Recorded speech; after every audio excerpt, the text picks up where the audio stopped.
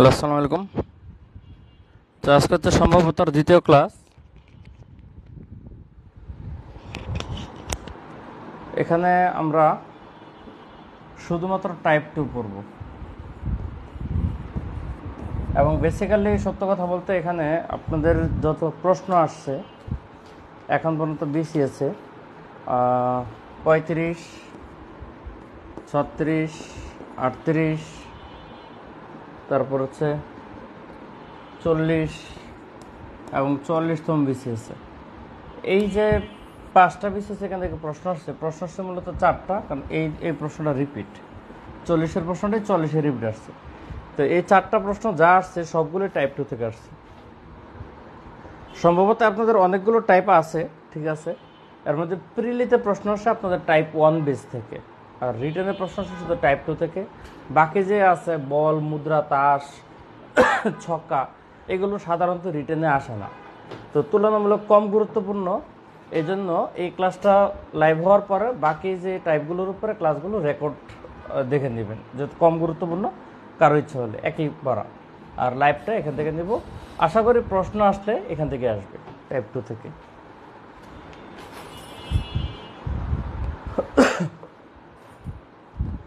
তো আমরা শুরু করি। এখানের জন্য সূত্র তেমন নতুন সূত্র নাই, যে এই সূত্রটাই হচ্ছে মূলত কাজ। আমরা প্রথম ক্লাসে যেটা পড়ছি, P of A union B equal to P of A plus P of B minus P of A intersection B. এটা হচ্ছে মূলত সূত্র। এই সূত্রটার উপর বেস করে আমাদের অঙ্ক করতে হবে। প্রশ্নের ভাষা দেখে এখানকার কোনটা কোনটা দেওয়া আছে দেখতে হবে। 4টা অংশ আছে, দেখেন, 1টা 2টা 3টা 4টা। পরীক্ষায় ইনি ভাষায় ডিরেক্টলি হোক বা ইনডিরেক্টলি হোক, এই 4টার মধ্যে 3টা ডাটা দেওয়া থাকে, আর চতুর্থ ডাটাটাকে কেন্দ্র করে আপনাকে প্রশ্ন চাওয়া হয় যখন সিম্পল প্রশ্ন হয়। আর একটু কমপ্লেক্স প্রশ্ন হলে তো আলাদা জিনিস, আমরা সিম্পল কমপ্লেক্স সবগুলি পড়ব।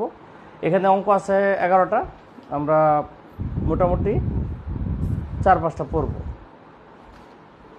তো ফার্স্টে 1 নম্বর, যেটা 2টা বিসিএস আসছে, কোয়েশ্চেন নং 1, এটা হচ্ছে 40তম বিসিএস এবং 44তম বিসিএস, 2টা বিসিএসে আসছে। একজন প্রকৌশলীর প্লাম্বিং কাজের চুক্তি পাওয়ার সম্ভাবনা 2/3। ধরেন আমাদের এখানে 2টা কাজ, একটা হচ্ছে প্লাম্বিং আর একটা হচ্ছে ইলেকট্রিক কাজ বলছে, ইলেকট্রিক। তো আপনারা ইলেকট্রিক কাজ তো বুঝেনি। ধরেন একটা নতুন বিল্ডিং করলে কারেন্টের যত কাজ আছে সব ইলেকট্রিক, আর প্লাম্বিং হচ্ছে মূলত যে পাইপের কাজ, যেগুলো ধরেন বাথরুমের পাইপ হোক বা আপনার কিচেনের পাইপ হোক, বাসার যত পানি সংক্রান্ত পাইপের যত কাজ আছে সব হচ্ছে প্লাম্বিংয়ের মধ্যে পড়ে। তো এই প্লাম্বিংয়ের কাজটাকে যদি আপনি এ ধরেন আর ইলেকট্রিক কাজটাকে যদি বি ধরেন, তো প্রশ্নে বলে দিছে প্লাম্বিং কাজে একজনের চুক্তি পাওয়ার সম্ভাবনা হচ্ছে 2/3, আর ইলেকট্রিক কাজে চুক্তি না পাওয়ার সম্ভাবনা বলছে আপনার 5/9। চুক্তি না পাওয়ার সম্ভাবনা, তাহলে চুক্তি পাওয়ার সম্ভাবনা কত? ধরেন প্রবাবিলিটি বি, আমরা তো এগুলো চুক্তি পাওয়ার চিন্তা করতেছি, এটা হচ্ছে না পাওয়ার সম্ভাবনা। তাহলে 1 থেকে না পাওয়াটা বাদ দিয়ে দিলে আমাদের পাওয়ার সম্ভাবনা বেরোবে 4/9। তাহলে এটা হচ্ছে প্লাম্বিং কাজে চুক্তি পাওয়ার সম্ভাবনা ডাইরেক্ট দেওয়া আছে, আর ইলেকট্রিক কাজে চুক্তি পাওয়ার সম্ভাবনা 4/9 ডাইরেক্ট দেওয়া নেই, না পাওয়ার সম্ভাবনা দেওয়া আছে। 1 থেকে না পাওয়াটা বাদ দিলে পাওয়ার সম্ভাবনা বেড়ে গেল 4/9। যদি কমপক্ষে একটি চুক্তি পাওয়ার সম্ভাবনা, মানে 2টার মধ্যে যে কোনো একটা, অ্যাটলিস্ট কমপক্ষে একটা। দেখেন আপনাদের 2টা ডাটা আছে, এ ইউনিয়ন বি আর একটা হচ্ছে এ ইন্টারসেকশন বি। এটা হচ্ছে উভয় পাওয়ার সম্ভাবনা, আর এটা হচ্ছে মিনিমাম একটা পাওয়ার সম্ভাবনা, যে কোনো একটা, 2টাও পেতে পারে, একটাও পেতে পারে। তাহলে অন্তত পক্ষে একটা পাওয়ার সম্ভাবনা P of A union B. P of A union B এটা দেওয়া আছে আপনার 4/5। 4/5। তাহলে আপনাকে বলছে তাহলে উভয় কাজে চুক্তি পাওয়ার সম্ভাবনা কত, মানে probability of A intersection B equal to 4, এটা বের করতে বলছে। তাহলে আপনি প্রশ্নটার মধ্যে দেখেন আপনার ডাটা দেওয়া আছে কি কি, P of A, P of B, 2টা আলাদা কাজের সম্ভাবনা, যে কোনো একটা পাওয়ার সম্ভাবনা, আর উভয় পাওয়ার সম্ভাবনা চাইছে।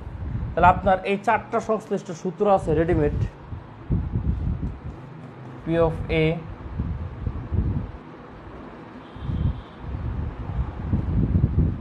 Union B equal to P of A plus P of B minus P of A intersection B.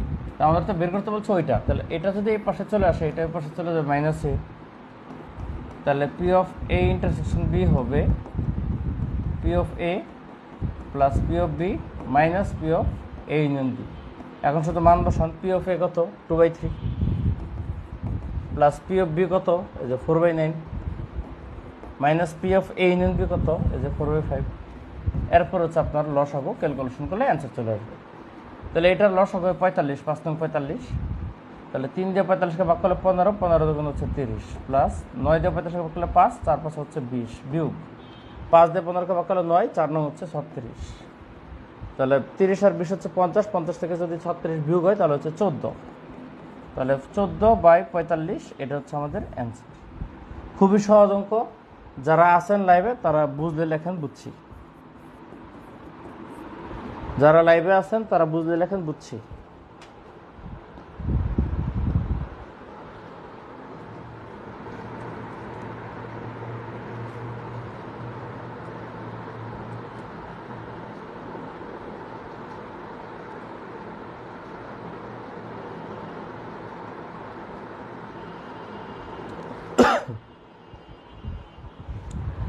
আর এই একের ডাটাগুলো নিয়েই হুবহু 2 নম্বর 3 নম্বর একটু অন্য প্রসঙ্গে, সবগুলোতেই দেখবেন যে 1 2 3 3টা প্রশ্নেই 4/5, 2/3, 14/15, 4/9 এই ডাটাগুলো ইউজ করা হয়েছে। তো 2 3 নিয়ে যারা করতে পারবেন, আমি নেক্সট করাই দিচ্ছি 4 নম্বর কোয়েশ্চেনটা, কোয়েশ্চেন 4 পরবর্তী প্রশ্ন।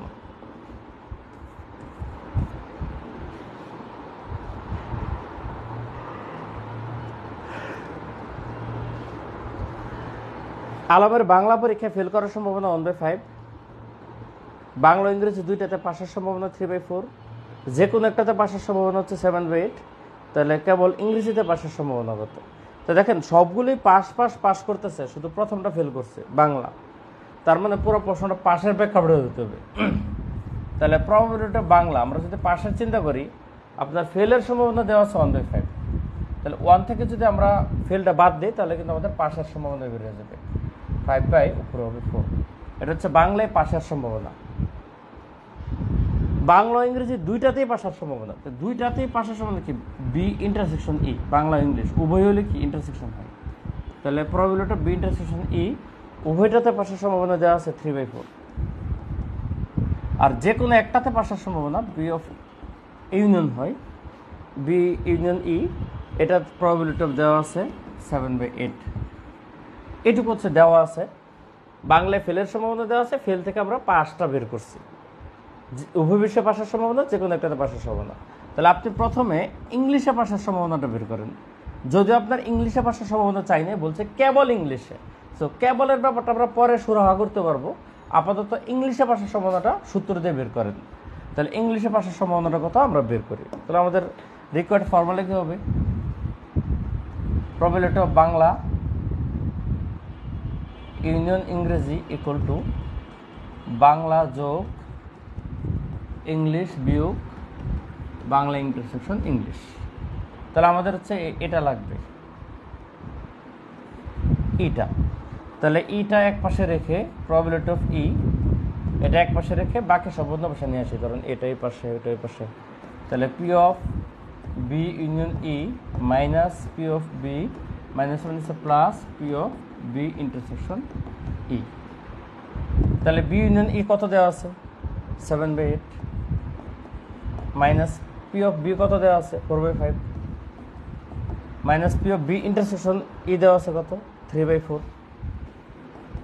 এটা তো প্লাস লাস্টটা। তাহলে এখানে লসাগু কত হবে 5 8 40 লসাগু হবে। তো 40 সালে এটা হচ্ছে 5 দেওয়া যায়, 5 8 40, তাহলে 5 7 35 বিয়োগ 5 দিয়ে 40 হচ্ছে 8, 4 8 হচ্ছে 32 যোগ 4 দিয়ে 40 হচ্ছে 10, তাহলে 3 10 30 কত আসে 32 থেকে 35 থেকে 32 গেলে হচ্ছে 3, 3 আর 10 হচ্ছে 30 হচ্ছে 33। তাহলে 33/40 হচ্ছে আপনার পি অফ ই, যেটাকে বলা হয় খাঁটি বাংলায় ইংরেজিতে পাশের সম্ভাবনা, ইংরেজিতে পাশের সম্ভাবনা। কিন্তু আপনার কিন্তু ইংরেজিতে পাশার সম্ভাবনা বলে নেই, আপনার বলছে কেবল ইংলিশে পাশার সম্ভাবনা। তাহলে আপনাদের ভ্যান চিত্রটা একটু রিপিট করতে হবে। ভ্যান চিত্র আপনাদের পড়াইছি, দেখেন ভ্যান ডায়াগ্রামে ধরেন এটা হচ্ছে বাংলা, এটা হচ্ছে ইংলিশ। হ্যাঁ, এটাকে কি বলা হয়? Bangla intersection English. এটাকে কি বলা হয়? কেবল বাংলা। আর এটাকে কি বলা হয়? কেবল ইংলিশ,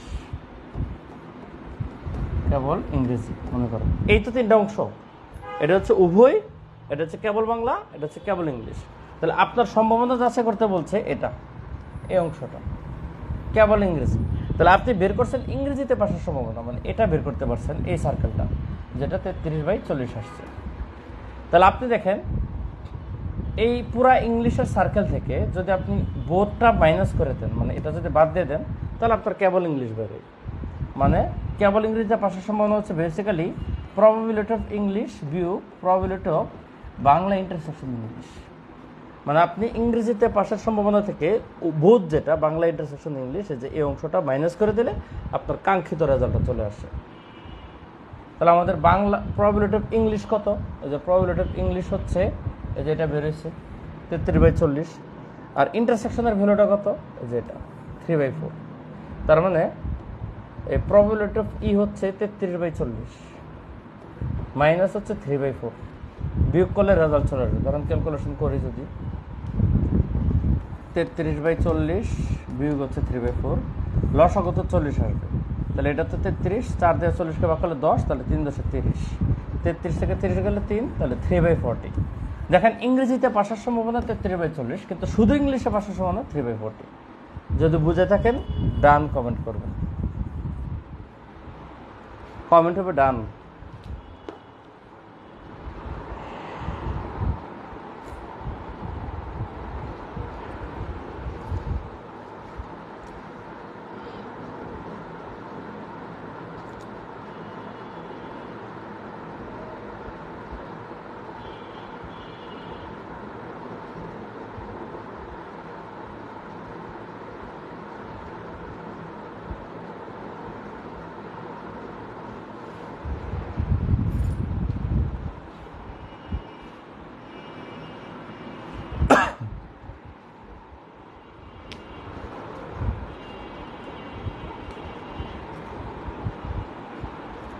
আচ্ছা, পরে হচ্ছে 5 নম্বর প্রশ্নটা, যেটা হচ্ছে আপনাদের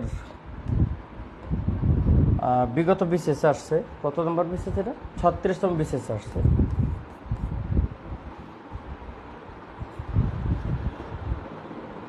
পাঁচশো জন লোকের মধ্যে একটা জরিপ করে দেখা গেল যে তাদের মধ্যে 50 জন অবজারভার পড়ে না,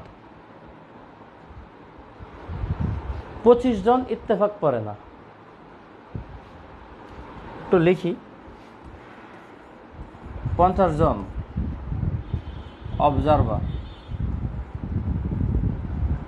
অবজারভার পরে না, আর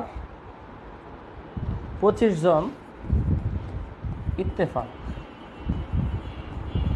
করে না। 500 জনের মধ্যে, মোট 500 জন, 500 জন লোকের মধ্যে জরিপ করা হয়েছে। 50 জন অবজারভার পড়ে না, মানে হচ্ছে 450 জন অবজারভার পড়ে। 25 জন ইত্তেফাক পড়ে না, মানে 475 জনই ইত্তেফাক পড়ে। দুইটারে একটাও পড়ে না, মানে হচ্ছে 10 জন। 10 জন কোনোটাই পড়ে না, মানে এরকম ব্যক্তি পাওয়া গেছে 10 জন যারা একটাও পড়ে না। তাহলে এবার আপনি র্যান্ডমলি একজন লোক নিলেন, পিক করলেন,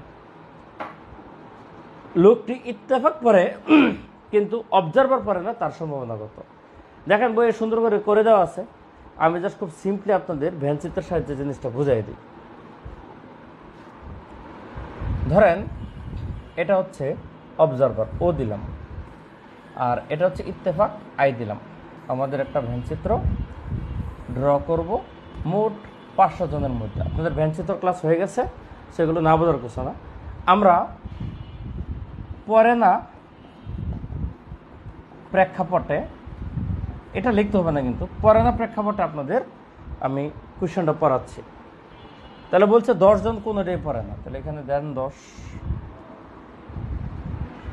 এখানে দেন 10 যারা একটাও পড়ে না। তাহলে অবজারভার পড়ানো হচ্ছে 50 জন। তাহলে অবজারভার পড়ে না 50 জন, এর মধ্যে 10 জন। অবজারভার পড়ানো হচ্ছে 50 জন, ইত্তেফাক পড়ানো হচ্ছে 25 জন। তাহলে অবজারভার পড়ে না 50 জনের মধ্যে ইতিমধ্যে বসে গেছে 10 জন, তাহলে বাকি থাকে 40 জন। আর ইত্তেফাক পড়ে না এরকম 25 জনের মধ্যে 10 জন বসছে, তাহলে বাকি থাকে 15 জন। এই হচ্ছে টোটালি পড়ে না পত্রিকা। এখন আপনাকে যদি একটু সিনারিওটা বিল্ড আপ করি, দেখেন এই বক্সে যে 40 জন আছে এরা অবজারভার পড়ে না, অবজারভার পড়ে না, এরা শুধু অবজারভার পড়ে না, এরা শুধু অবজারভার পড়ে না। তার মানে কি, এরা ইত্তেফাক পড়ে, তবে ইত্তেফাক পড়ে। আর এইখানে যে 15 জন আছে এরা শুধু ইত্তেফাক পড়ে না, কিন্তু কিন্তু অবজারভার কিন্তু পড়ে। ঠিক আছে, মানে এই 15 জন ইত্তেফাক পড়ে না, শুধুমাত্র ইত্তেফাক পড়ে না কিন্তু অবজারভার পড়ে। এই 40 জন শুধুমাত্র অবজারভার পড়ে না কিন্তু ইত্তেফাক পড়ে। এই 10 জন কিছুই পড়ে না। এখন যদি আপনারা বলে দুইটাই পড়ে, এরকম কয়জন? তখন যদিও এটা এই অঙ্কের জন্য লাগে না, জাস্ট আমি বলতেছি, এই তিনটা যোগ করলে আসে হচ্ছে 65। এই 65 জন হচ্ছে না পড়ার সাথে সংশ্লিষ্ট হচ্ছে। তাহলে 500 থেকে 65 যদি বিয়োগ দেন, 500 বিয়োগ 65 যদি বিয়োগ দেন, এই যে 435 পাওয়া যায়। এই 435 জন দুইটা পত্রিকায় পড়ে। তার মানে এবার আমি যদি সামারাইজ করি, আপনারা বারবার একটু রিপিট টেনে টেনে দেখবেন, যদি মনে না থাকে অথবা লিখে নিতে পারেন। 435 জন দুইটা পত্রিকায় পড়ে, 10 জন দুইটার একটাও পড়ে না। এ হচ্ছে পড়ার না পড়ার সকল ব্যক্তি। 40 জন একটা পড়ে, কি পড়ে? একটা পড়ে না। কোনটা পড়ে না? অবজারভার পড়ে না। কিন্তু যেহেতু অবজারভার পড়ে না, মানে একটা পড়ে না, তাহলে আরেকটা পড়ে, তার মানে ইত্তেফাক পড়ে। আর 15 জন কি ইত্তেফাক পড়ে না, তার মানে এরা কি অবজারভার পড়ে। এবার আপনাকে প্রশ্ন বলছে, যদি কোনো একটা লোক যদি বাছাই করি, তাহলে লোকটা ইত্তেফাক পড়ে কিন্তু অবজারভার পড়ে না, এমন সম্ভাবনা কত? ইত্তেফাক পড়ে কিন্তু অবজারভার পড়ে না। দেখেন এই জিনিসটা আপনাকে বের করতে বলছে, ইত্তেফাক পড়ে কিন্তু অবজারভার পড়ে না, এমন সম্ভাবনা কত? তাহলে এমন ব্যক্তি আছে কয়জন? 40 জন। তাহলে আপনার সম্ভাবনা হচ্ছে 40/500। মোট লোক কিন্তু 500, এই যে 500 মোট লোক। তাহলে 0 কাটা, এটা আরও 2 দিয়ে কাটাকাটি করলে উপরে 2, নিচে হচ্ছে 25। এটা হচ্ছে আমাদের ফাইনাল অ্যান্সার, 2/25। যদি বুঝে থাকেন ক্লিয়ার কমেন্ট করেন।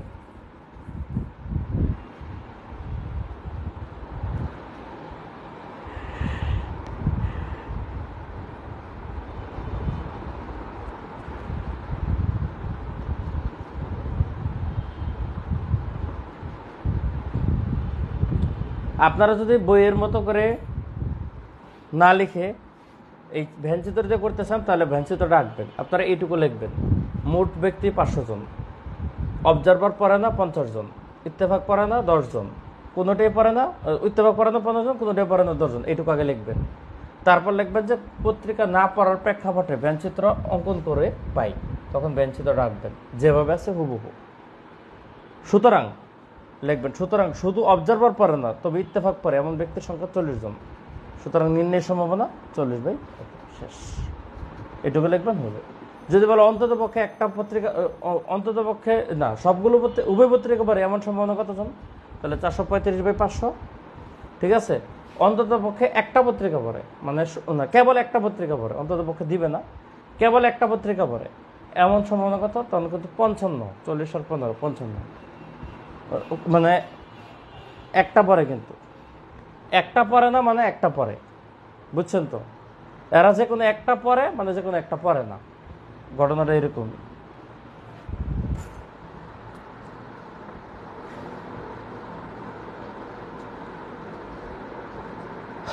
পরের প্রশ্নটা দেখেন, 6 নম্বর, শর্তাধীন সম্ভাবনা। 6 নম্বর প্রশ্ন, শর্তাধীন সম্ভাবনা। একটা কলেজের একাদশ শ্রেণীর 100 জন ছাত্রের মধ্যে, মানে মোট হচ্ছে 100 জন, 100 জন ছাত্রের মধ্যে ফুটবল খেলে 30 জন, ফুটবল খেলে হচ্ছে 30 জন, ক্রিকেট খেলে 40 জন, ক্রিকেট খেলে 40 জন, 20 জন ফুটবল ও ক্রিকেট দুইটাই খেলে, বোথ খেলে 20 জন এসে খেলাধুলা করে। এবার এদের মধ্যে থেকে একজনকে নিলেন, দেখেন 100 জন স্টুডেন্ট আছে, ফুটবল খেলে 30, ক্রিকেট খেলে 40, উভয়টা খেলে 20 জন। এবার এদের মধ্যে থেকে যে কোনো একজনকে নিলেন, নেওয়া হলে ছেলেটি যদি ছেলেটি ক্রিকেট খেলে তবে তার ফুটবল খেলা সম্ভব না। মানে দেখেন এই কথাটা মানে হচ্ছে যদি ক্রিকেট খেলে তবে ফুটবল খেলার সম্ভাবনা। এখানে যদি ক্রিকেট খেলে বলতে এটা 100%, সে ক্রিকেট মাস্ট খেলে। এখন যাচাই করতে বলছে ক্রিকেট খেলার শর্তে ফুটবল খেলার সম্ভাবনা। এটা হচ্ছে বেসিক্যালি এই জিনিসটা, প্রবাবিলিটি অফ ফুটবল আমাদের বের করতে বলছে ফুটবল খেলার সম্ভাবনা বাই ক্রিকেট, মানে এটা খেলার শর্তে এটা খেলার সম্ভাবনা। এই জিনিসটা হচ্ছে বেসিক্যালি। এখন এটা আপনাদের প্রথম ক্লাসে পড়াইছি, এরকম হলে উপরে হয় তাদের ইন্টারসেকশন আর নিচে হয় পরেরটা প্রবাবিলিটি অফ সি। এখন ইন্টারসেকশন কি? উভয় খেলার সম্ভাবনা। দেখেন উভয় খেলার সম্ভাবনা হচ্ছে 20/100 সম্ভাবনা কিন্তু, আর ক্রিকেট খেলার সম্ভাবনা হচ্ছে 40/100। উভয় খেলার সম্ভাবনা, ক্রিকেট খেলার সম্ভাবনা 40/100, ফুটবল খেলার সম্ভাবনা 30/100। তাহলে পি অফ এভিডেন্স আপনি আলাদা করে বই করা আছে, আলাদা করে দিতে পারেন। হিসাবে সুবিধাটা ডাইরেক্টলি লিখি, এফ ইন্টারসেকশন সি হচ্ছে 20/100 আর পি ইন্টারসেকশন সি হচ্ছে 40/100। তাহলে 100 কাটা যাবে, অ্যান্সার হচ্ছে 20/40 = হাফ রেজাল্ট। তো যদি ছেলেটি ফুটবল খেলে তবে ক্রিকেট খেলার সম্ভাবনা কত? দেখেন বুঝছেন কি না? বুঝে থাকলে লেখেন জি স্যার, এবার কমেন্ট করেন জি স্যার।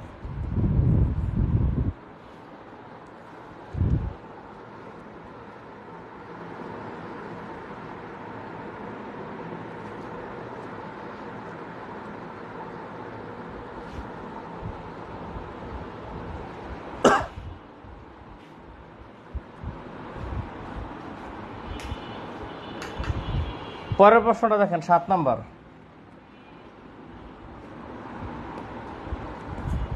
কোয়েশ্চেন 7, গণিত পরিসংখ্যান বিষয়ে 250 জন শিক্ষার্থীর মধ্যে মোট 250 জন,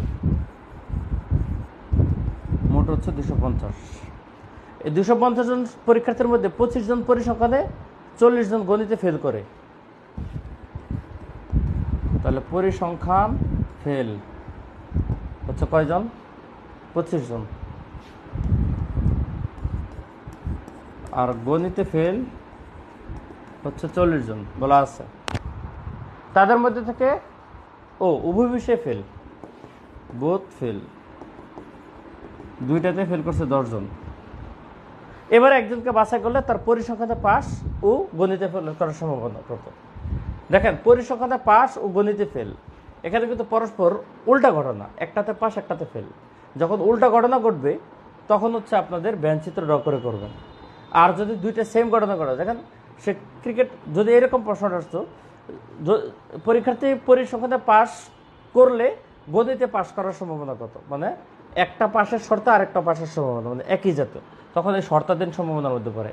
যদি সে ক্রিকেট খেলে তবে ফুটবল খেলার সম্ভাবনা কত? দুইটাই খেলতেছে, কিন্তু একটা খেলবে আর একটা খেলবে না, ওইরকম হলে ব্যঞ্চিত্র দিয়ে করতে হবে, মানে রিভার্স ঘটনা হলে, যেটা 5 নম্বরে দেখছেন। অবজারভার পরে না কিন্তু ইত্তেফাক পরে, মানে উল্টা ঘটনা। তাহলে এখানে কিন্তু উল্টা ঘটনা, আপনার পরিসংখ্যানে পাশের সম্ভাবনা কিন্তু গণিতে ফেলের সম্ভাবনা চাইছে একজন ব্যক্তির পক্ষেই। তাহলে আপনি এরকমভাবে লিখবেন, মোট শিক্ষার্থী দেওয়া আছে, মোট শিক্ষার্থী 250 জন, পরিসংখ্যানে ফেল 25 জন, গণিতে ফেল 40 জন, উভয় বিষয়ে ফেল 10 জন। এবার ফেলের প্রেক্ষাপটে ব্যঞ্চিত্র অঙ্কন করে পাই। তাহলে আমরা ব্যঞ্চিত্র আঁকবো, দুইটা ব্যঞ্চিত্র আঁকলাম। একটাকে নাম দিলাম পরিসংখ্যান স্টেট, ফেল হচ্ছে মোট 25 জন। আর একটা দিলাম ম্যাথে ফেল হচ্ছে 40 জন। তাহলে আমাদের মোট হতো কত? 250 জন। তাহলে উভয় বিষয়ে ফেল সংখ্যাটা কত দিচ্ছে? উভয় বিষয়ে ফেল দিচ্ছে 10 জন। তাহলে 10 বসালাম এখানে। তাহলে শুধু পরিসংখ্যানে ফেল কত? 15 জন। 25 থেকে 10 গেলে, আর এই 40 থেকে 10 গেলে হচ্ছে 30। আমরা বসাই ফেললাম ফেলের প্রেক্ষাপটে। তাহলে এবার তর্জমা আসেন, এই 15 জনের তর্জমা কি? এই 15 জন হচ্ছে পরিসংখ্যানে ফেল, স্ট্যাটে ফেল, কিন্তু এরা কিন্তু ম্যাথে পাস। কেবল স্ট্যাট ফেল, এম পাস, মানে ম্যাথে পাস। আর এই 30 জনের তর্জমা হচ্ছে কেবল এম ফেল, মানে এরা ম্যাথে ফেল করছে তবে স্ট্যাট পাস, পরিসংখ্যানে পাস। তাহলে আপনাকে তো এটাই বলছে যে কোনো একজন নিলে তার পরিসংখ্যানে পাস তবে ম্যাথে ফেল করার সম্ভাবনা কত। তাহলে আপনার টার্গেট অডিয়েন্স হচ্ছে 30 জন। তাহলে আপনার সম্ভাবনা হচ্ছে 30 বাই মোট 250, 0 কাটা 25, তো তাহলে রেজাল্ট হচ্ছে 3/25। এবার কমেন্ট হবে ওকে, বুঝে থাকলে ওকে কমেন্ট। এটুকু পর্যন্ত হচ্ছে আমাদের একটা লেভেল। আমরা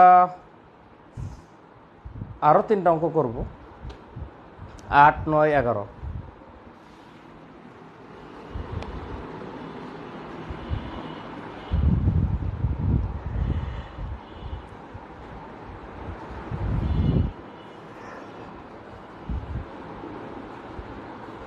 ওকে কমেন্ট করেন।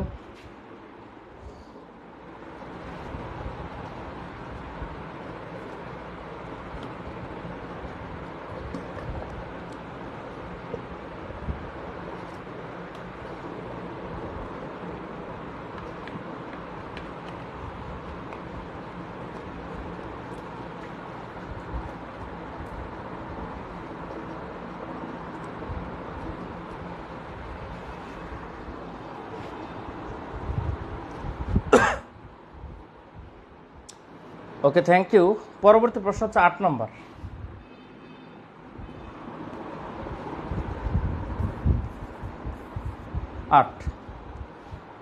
এটা 38 বিসিএসের কোশ্চেন। এখানে 3টা অংশ আছে, ক, খ, গ। এটা বইয়ের মতো করে করবেন, আমি জাস্ট বুঝাই দিই। বই এটা সুন্দর করেই বলা আছে। 200 জন পরীক্ষার্থী মোট, এর মধ্যে ফেল দিছে দেখেন মোট 200 জন। এই যে মাত্র যা করলাম এটার মতোই হবে আর কি, মোট 200 জন। এবার ফেলের প্রেক্ষাপট, কিসে ফেল? পরিসংখ্যানে ফেল। এই যে এস লেখা ফেলি, হ্যাঁ, এস ফেল লিখে ফেল, নাহলে তো আবার পাস ধরে ফেলতে পারেন। স্টেটে ফেল হচ্ছে 20 জন, ও তার আগে ম্যাথে ফেল আছে, আগে হচ্ছে ম্যাথ ফেল 40 জন, স্টেটে ফেল 20 জন, তারপর হচ্ছে বোথ ফেল, এটা হচ্ছে 10 জন। এটা হচ্ছে ফেলের ডাটা দেওয়া আছে। এরপর আপনাকে প্রশ্ন করছে গণিতে ফেল, পরিসংখ্যানে পাস, কেবল এক বিষয়ে পাস, বড় জোর এক বিষয়ে পাস। আমরা ওইগুলোতে পরে আসি। আগে লিখবেন মোট পরীক্ষা যেমন বলা আছে বইয়ে এভাবে লিখবেন, সমস্যা না। আপনি বেঞ্চ চিত্রটা ড্র করবেন। এটা তো বেঞ্চ চিত্র করা আছে, তাহলে আমি বেঞ্চ চিত্রটা ড্র করি। 2টা ফিগার, একটা তো হবে ম্যাথ, একটা তো হবে স্টেট। আর মোট স্টুডেন্ট জানে কতজন? মোট স্টুডেন্ট হচ্ছে 200 জন। ওকে, এবার আমাকে তো বলছে বোথ দিয়ে আমরা, আচ্ছা ম্যাথের সংখ্যাটা লিখি। ম্যাথে ফেল হচ্ছে টোটাল 40, আর স্টেটে ফেল হচ্ছে টোটাল 20, আর উভয় হচ্ছে 10 জন। তাহলে উভয় দিয়ে শুরু করতে হয় 10। তাহলে 40 থেকে 10 গেলে এটা হবে 30, 20 থেকে 10 গেলে এটা হবে 10। আশা করি ভ্যানচিত্র ধুমধারাক্কা বুঝে গেছে, খুবই সহজ। ভ্যান ডায়াগ্রাম ক্লাস করলে সেট ভ্যানচিত্র থেকে এই ভ্যান ডায়াগ্রাম খুব সিম্পলি বুঝে যাবেন। এখন তর্জমা কি দেখেন, তর্জমা হচ্ছে এই 30-এর তর্জমা কি? এরা ম্যাথে ফেল কিন্তু স্টেটে পাস, কেবল এম ফেল তবে এস পাস, একটাতে ফেল একটাতে পাস।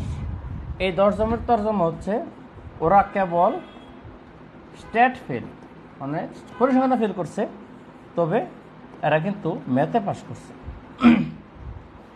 তার মানে আপনি যদি চিন্তা করেন টোটাল ফেলের সাথে সংশ্লিষ্ট ব্যক্তি হচ্ছে 50 জন, যারা কোনো না কোনো বিষয়ে ফেল করছে।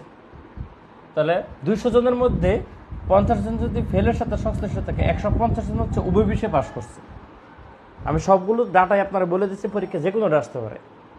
মানে অন্তত পক্ষে এক বিষয়ে ফেল 50 জন, উভয় বিষয়ে পাস 150 জন, উভয় বিষয়ে ফেল 10 জন, শুধু ম্যাথে ফেল 30 জন, শুধু পরিসংখ্যানে ফেল 10 জন, এক বিষয়ে ফেল কয়জন? 40 জন, কিংবা এক বিষয়ে পাস কয়জন? 40 জন। এই 30 আর এই 10 আর এক বিষয়ে ফেল এক বিষয়ে পাস, তার মানে এক বিষয়ে ফেল বললো 40 জন, এক বিষয়ে পাস বললো 40 জন, উভয় বিষয়ে ফেল 10 জন। এই হচ্ছে সিনারিও। এবার ক নম্বরে আপনার বলছে গণিতে ফেল, পরিসংখ্যানে পাস, এমন সম্ভাবনা কত? মানে গণিতে ফেল মানে এম ফেল, এই যে এম ফেল, কিন্তু পরিসংখ্যানে পাস, এসে পাস, তাহলে ব্যক্তি কয়জন? 30 জন। তাহলে আপনার কয়ের সম্ভাবনাটা দাঁড়াবে, তাহলে কয়ের উত্তরটা খুব সহজ।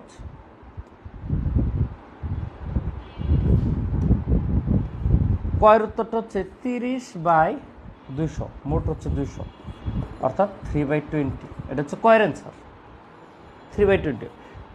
ম্যাথে ফেল তবে পরিসংখ্যানে পাস এমন ব্যক্তি হচ্ছে 30 জন, মোট 200 জন, তাহলে 30/200 হচ্ছে সম্ভাবনা। কয়ের অ্যান্সার শেষ। খতে কি বলছে? কেবল এক বিষয়ে পাস। দেখেন, কেবল এক বিষয়ে পাস যে কথা, কেবল এক বিষয়ে ফেল এক কথা। 30 আর 10 অর্থাৎ 40 জন হচ্ছে এক বিষয়ে পাস করছে, তাহলে 40/200। এটার রেজাল্ট কিন্তু সুন্দর সুন্দর কাটলো। 4/5 মানে 1/5, 4/20 মানে হচ্ছে 1/5। তাহলে কেবল এক বিষয়ে পাসের সম্ভাবনা 1/5। যদি বলতে কেবল এক বিষয়ে ফেলের সম্ভাবনা, এটাও 1/5। লাস্ট কোয়েশ্চেন বলছে বড় জোর এক বিষয়ে পাসের সম্ভাবনা। এর মানে হচ্ছে সে হাইস্ট এক বিষয়ে পাস করছে, অর্থাৎ 2 বিষয়ে পাস করতে পারে নাই। তাহলে 2 বিষয়ে পাস তো 150 জন, এরা বাদ দিয়ে যে বাকি 50 জন, এরা কি ম্যাক্সিমাম এক বিষয়ে পাস করছে। হয় সে এক বিষয়ে পাস করছে, নতুবা কোনোটাই পাস করে নাই। কারণ ম্যাক্সিমাম এক বিষয়ে পাস মানে কি, সে পাস নাও করতে পারে, তাই না? ম্যাক্সিমাম এক বিষয়ে পাস করছে মানে সে পাস নাও করতে পারে, অর্থাৎ এই 10 জনের কাউন্ট হবে, এরা তো কোনো পাস করে নাই। তাহলে এই 30 জন এক বিষয়ে পাস, 10 জন এক বিষয়ে পাস, তাহলে এক বিষয়ে পাস হচ্ছে 40 জন, আর কোনো বিষয়ে পাস হচ্ছে 10 জন। এই 50 জন হচ্ছে বড় জোর এক বিষয়ে পাস। তাহলে এটার সম্ভাবনা হচ্ছে ওই যে 50/200, এটা 1/4 হবে। আবার ডান কমেন্ট করবেন, ডান কমেন্ট করবেন।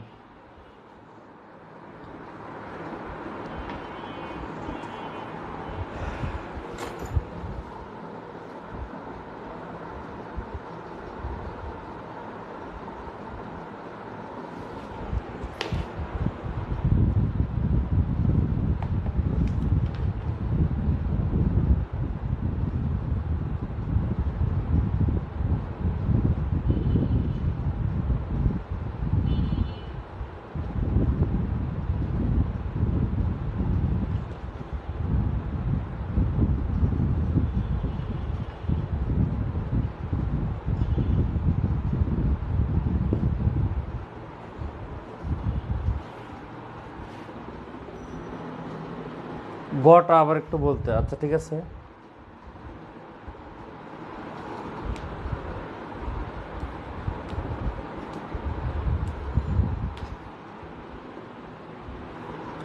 আচ্ছা, গ হচ্ছে এই যে এই কথাগুলো ইয়াতেও পড়াইছি, সেট বেঞ্চিতে পড়াইছি। বড় জোর ইংলিশ হচ্ছে ম্যাক্সিমাম।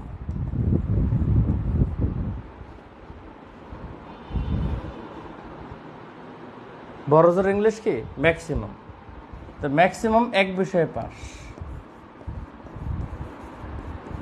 এক বিষয়ে পাস মানে হচ্ছে সে এক বিষয়ে পাস করবে বা 0 বিষয়ে পাস করবে, 2 বিষয়ে পাস হবে না। আমি যেটা এক্সাম্পল দিই, ধরেন একটা টেবিলে এক বাটি ফ্রুটস দেওয়া আছে, ধরেন আম দেওয়া আছে। আপনাকে বললো আপনি সর্বোচ্চ 5টা আম খাইতে পারবেন। আপনি যদি 6টা খান তাহলে আপনি কন্ডিশন ব্রেক করছেন। আপনি 5টা আম খাইতে পারেন, 4টা খাইতে পারেন, 3টা খাইতে পারেন, 2টা খাইতে পারেন, 1টা খাইতে পারেন, নাও খাইতে পারেন। না খেলেও কিন্তু আপনি কন্ডিশনটা মেনটেন করছেন, কারণ আপনি 5টা বেশি তো খান নাই, খাইতেই হবে তো বলে নেই, তো সর্বোচ্চ 5টা খেতে পারবেন, না খাইলেন। তাহলে সর্বোচ্চ এক বিষয়ে পাস, তার মানে সে এক বিষয়ে পাস করতে পারে অথবা পাস নাও করতে পারে। তাহলে এক বিষয়ে পাস তো ব্যক্তির সংখ্যা 40, আর পাস করে নাই এমন ব্যক্তি কয়জন? 10 জন। এরা তো দুইটাতেই ফেল, মানে কি পাস করে নাই। তাহলে এই যে 50 জন, এরা হচ্ছে ম্যাক্সিমাম এক বিষয়ে পাস, এক বিষয় 0 বিষয়। এই জন্য টোটাল সংখ্যা হচ্ছে 50, 50/200 মানে হচ্ছে 1/4।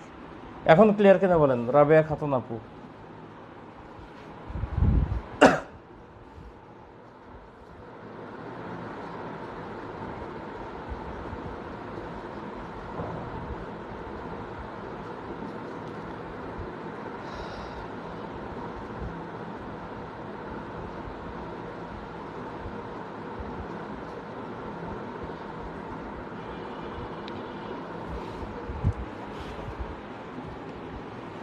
ওকে, থ্যাংক ইউ। নেক্সট হচ্ছে 9 নম্বর,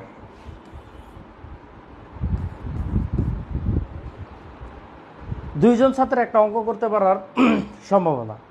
ধরেন ছাত্র একজন এ একজন বি, তাহলে এ এর অঙ্কটা করতে পারার সম্ভাবনা এবং বি এর অঙ্কটা করতে পারার সম্ভাবনা আলাদাভাবে দেওয়া আছে।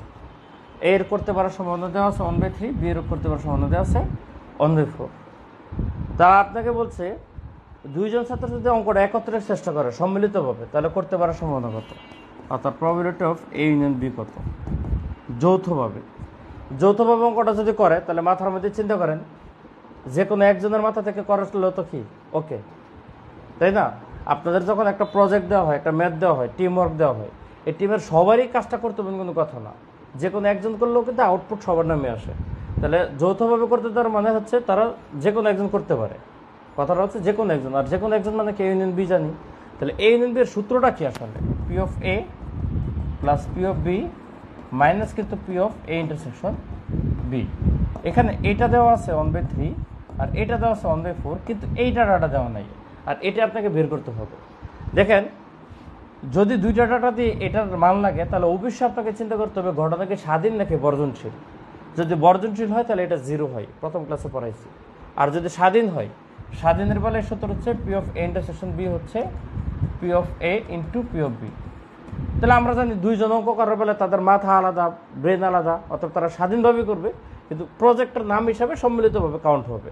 তাহলে এওবি যদি স্বাধীনভাবে কাজ করে, তাহলে 1/3 ইন্টু 1/4, অর্থাৎ 1/12 হচ্ছে এটার ভ্যালু, যেটা এখানে বসায় দেবে। বসায় ক্যালকুলেশন করলে আমাদের অ্যান্সার চলে যাবে। 12 লসাগু, এটা হচ্ছে 4, এটা হচ্ছে 3, বিয়োগ হচ্ছে 1, তাহলে 4 যোগ 3 7, 7 থেকে 1 গেলে হচ্ছে 6, তাহলে 6/12, রেজাল্ট হচ্ছে হাফ। আগের বার লিখছেন ক্লিয়ার, এবার কষ্ট করে কমেন্ট করেন ডান। আমাদের আর একটা ম্যাথ রয়েছে 11 নম্বর, যেটা 35তম রিটেন আসছে।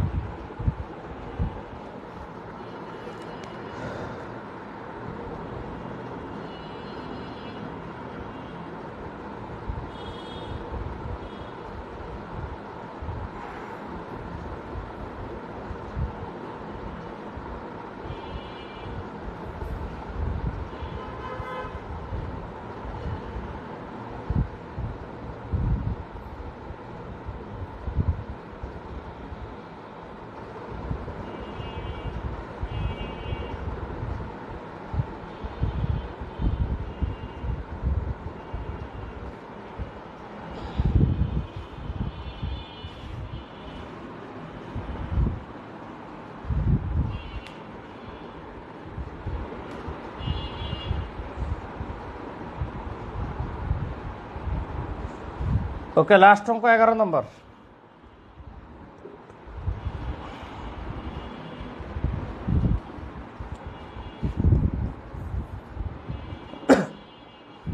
একজন ছাত্রের একটা পরীক্ষায় 4টা বিষয় পরীক্ষা দিচ্ছে, ABCD।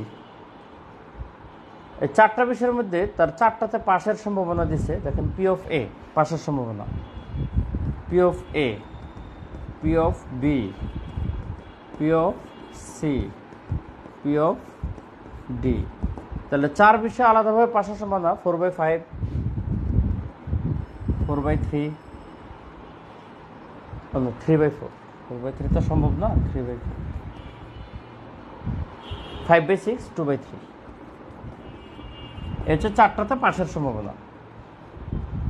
এবার যোগ্যতা প্রদর্শনে তাকে অবশ্যই এই বিষয়ে পাশ করতে হবে, এবং বাকি যে বিষয়গুলো আছে তাকে কমপক্ষে অন্য 2টা বিষয় পাশ করতে হবে, তাহলে তার যোগ্যতা সম্ভাবনা বের করবে।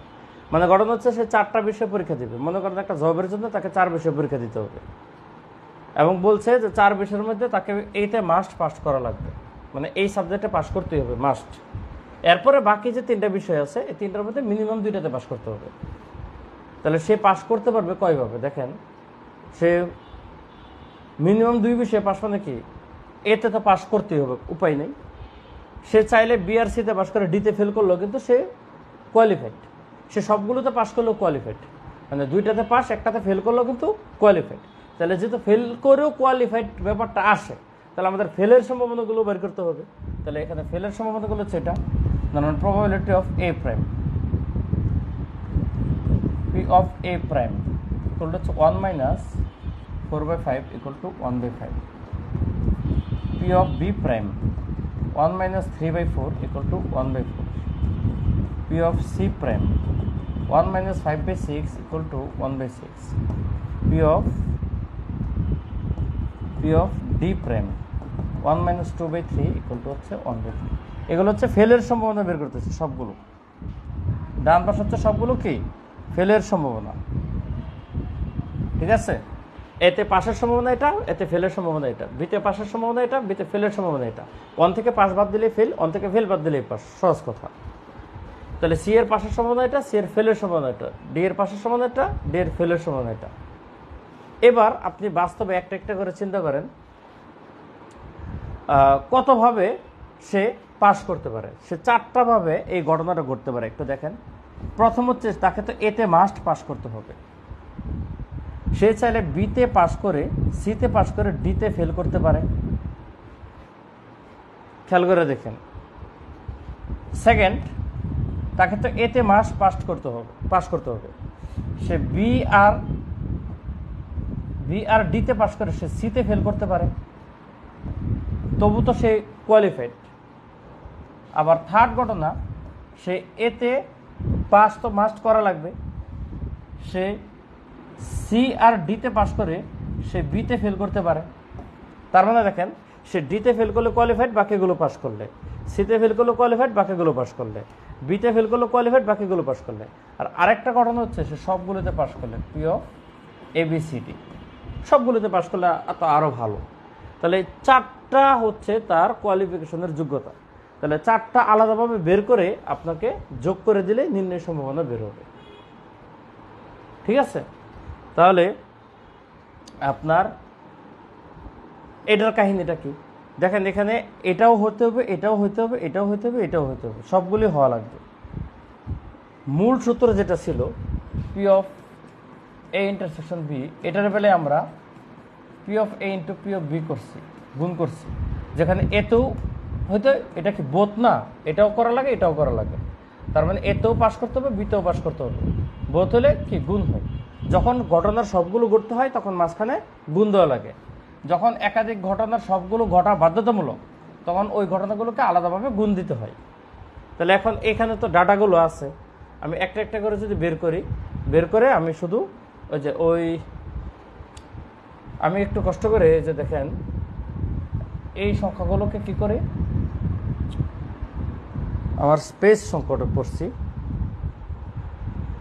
আচ্ছা, এটা করে আলাদাভাবে না নিয়ে আমি একটু শর্ট করি, হ্যাঁ, যে এই সংখ্যাগুলোকে এখানে লিখে ফেলি, তাহলে ওই দিকটা একটু মুছতে পারবো। এটা তো 1/5, এটা 1/4, এটা 1/6, এটা হচ্ছে 1/3। তাহলে এই জায়গাটা বুঝতে পারবো। আর 4 বিষয় পাশের যেটা, এটা নিচে লিখে দিই, P of A B C D. তাহলে এই জায়গাটা আমার খালি হইল। হ্যাঁ, আমি 4টা জায়গা খালি করলাম। এখন এই জায়গাটায় আমি সলভ করব। এইটুকু জায়গার মধ্যে ক্যালকুলেশন করে এখানে এনে বসাবো একটা একটা করে। তাহলে P of A B C D prime মানে হচ্ছে P of A into P of B into P of C into P of D prime. এটা হচ্ছে কাহিনী। তাহলে মানগুলো কত? P of A 4/5 into P of B 3/4 into P of C 5/6 into P of D prime. D কিন্তু বসাবেন না, বসাবেন ডি প্রাইম, এটা 1/3। বসানোর পরে এখানে লিখতে হবে, কিছু কাটাকাটি যায়, যেমন ধরেন 3 কাটাকাটি যায় গেছে, চলে 5 চলে গেছে কাটাকাটি, 4 চলে গেছে, তাহলে থাকতেছে 1/6। তাহলে 1/6 তো এই যে এটাই না 1/6 লিখলাম। আমার প্রথমটার কাহিনী শেষ। এই প্রথমটা যদি বুঝে থাকেন লেখেন ইয়েস স্যার, কারণ বিসমিল্লাহ গলদ হলে এই 3টাও বুঝবেন না। আপনারা যদি এইটুকু বুঝে থাকেন লেখেন ইয়েস স্যার। খুব সিম্পল, এই 4টা তো দেওয়া আছে, 1 মাইনাস করে এই 4টা বের করছি। এরপর আমাদের এইটা বুঝতে হবে যে যোগ্যতা প্রদর্শনের কী কী রিকোয়ারমেন্ট আমরা ফুলফিল করতে পারি। এবিসিতে পাস, ডিতে ফেল, এবিডিতে পাস, সিতে ফেল, এসিডিতে পাস, বিতে ফেল, অথবা সবগুলোতে পাস।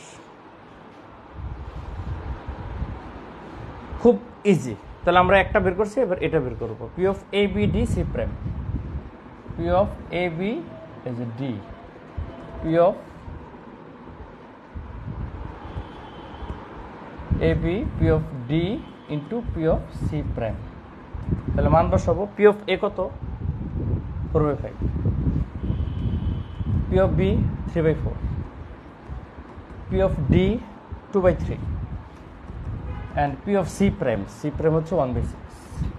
বসায় কাটাকাটি যেটুকু যায় আর কি, 3 যাবে, 2 দিয়ে 4কে কাটলে 2, 2 দিয়ে 4কে কাটলে 2, 2 দিয়ে এটাকে কাটলে 3, আর তো যায় না, উপরে কেমন শেষ।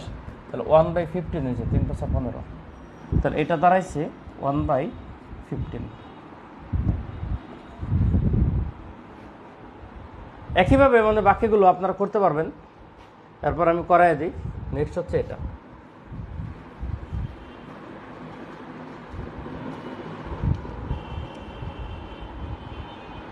P of A C D. তাহলে P of C, P of D and P of B prime. তাহলে পি অফ এ কত? 4/5 into P of C 5/6 into P of D 2/3 into P of B prime মানে 1/4। বসায় কাটাকাটি, এটা 5 কাটা, 4 কাটা, 2 দিয়ে 6কে কাটলে 3, তার মানে 1/3, 3 9, এটা হচ্ছে 1/9। 3টা শেষ আমাদের। লাস্ট এবিসিডি, সহজ। এবিসিডি মানে হচ্ছে আমাদের 4টা গুণ হবে, P of A into P of B into P of C into P of D. তাহলে এ কত? 4/5 ইন্টু বি কত? 3/4 ইন্টু সি কত? 5/6 ইন্টু ডি কত? 2/3। 4টে পাশের সম্ভাবনা বসাইছি। কাটাকাটি, 3 কাটা, 5 কাটা, এই যে 4 কাটা। তো 2 দিয়ে 6কে কাটলে 3, তাহলে এটার কাহিনী হচ্ছে 1/3। এবার নিচে যে 4টা আসছে, এই 4টাকে যোগ করবেন। তাহলে আমার মনে হয় এইটুকু মুছে দিতে পারি, এখন আর এইটুকু দরকার নাই, বড় করে মুছে। তাহলে 4টা যোগ করলে কি দাঁড়াবে? 1/6 প্লাস 1/15 প্লাস 1/9 প্লাস 1/3। প্রথম হচ্ছে নিচেরটুকু লসাগু, ঠিক আছে? নিচেরটুকু লসাগু হবে 90, আপনারা লসাগু করে নেবেন। তাহলে 6 15 90, তাহলে এটা 15 প্লাস 6 15 90, তাহলে এটা 6, 9 10 90, তাহলে এটা 10, আর 3 30 90, তাহলে এটা 30। তাহলে এটা যোগ করলে কত? 15 × 21, 21 × 10 31, 31 আর 30 হচ্ছে 61, বাই হচ্ছে 90। এটা ফাইনাল অ্যান্সার। যদি বুঝেন তাহলে অল ক্লিয়ার লিখতে হবে, অল ক্লিয়ার। আজকের ক্লাস শেষ।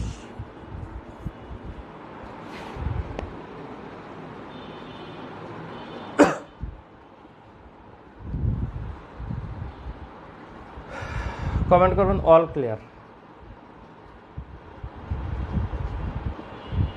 এই ম্যাথটা কিন্তু যখন আসছে 35তম বিসিএসে, আমার মনে হয় না যে 5% স্টুডেন্টও পারছে, আরও কম পারবে। আর এটা কিন্তু অনেকগুলো বইয়ে প্রথমে ভুল ছিল। আমি যখন আমার ম্যাথ ককটেল বের করি 41তম রিটেনে, এরপরে অনেক বই সংশোধন করছে। প্রথমে এই অঙ্কটা অনেক বই ভুল ছিল, এবং প্রিলিমে তো বেশ কিছু অঙ্ক ভুল ছিল। বিন্যাস সবের সম্ভবততে আপনাদের বিখ্যাত বই খায়রুলস বেসিক ম্যাথও ভুল ছিল। আমার ম্যাথ ককটেল বের হওয়ার পরে এগুলো সংশোধন করছে। কারণ বিন্যাস সবের সম্ভবত এমন অঙ্ক, এমন প্যাচ, যে এখানে একদম ডেপথ নলেজ ছাড়া ওই প্যাচ বুঝবে না। তখন একভাবে উত্তর মনে হয় একটা, ক্লিয়ার হওয়ার পর ব্যাখ্যা দেখার পর মনে হয় আরে এইভাবে তো ভাবি না, ব্যাপারটা ওইরকম। তো আল্লাহর রহমতে আমরা যারা অ্যাডমিশন থেকে পড়াইছি, বিশেষ করে আমি, আমাদের তো এই জিনিসগুলো তো একদম নারী নক্ষত্র, না জানলে অ্যাডমিশন টেস্টের টিচার হওয়া যায় না। অ্যাডমিশন টেস্টের টিচার হচ্ছে দুনিয়ার সবচেয়ে কঠিন শিক্ষকতা। আপনি বিশ্ববিদ্যালয়ের শিক্ষকতা বলেন বা কলেজের শিক্ষকতা বলেন, এগুলো খুব সিম্পল ঘটনা। কারণ এগুলোতে ভয়ে ডরের শূন্য অনেক কিছু বলে না। বিশ্ববিদ্যালয়ের টিচার তো কোনো যোগ্যতাই অনেক ক্ষেত্রে নেই। বাংলাদেশের প্রেক্ষাপটে, বাইরের কান্ট্রি বলতে না, বাংলাদেশের প্রেক্ষাপটে সবচেয়ে চ্যালেঞ্জিং টিচিং হচ্ছে অ্যাডমিশন টেস্টে। তো সেখানে এগুলো ক্লিয়ার না হলে হবে না। তো যখন আমি বই লিখি, তখন আমার ওই অভিজ্ঞতা কাজে দিছে। দেখলাম যে প্রচলিত অনেক কিছুতেই ভুল ছিল। তো যাক, কারেকশন করছি, আপনাদের সমস্যা নেই। আচ্ছা, ভালো থাকবেন। আল্লাহ হাফিজ, শুভরাত্রি।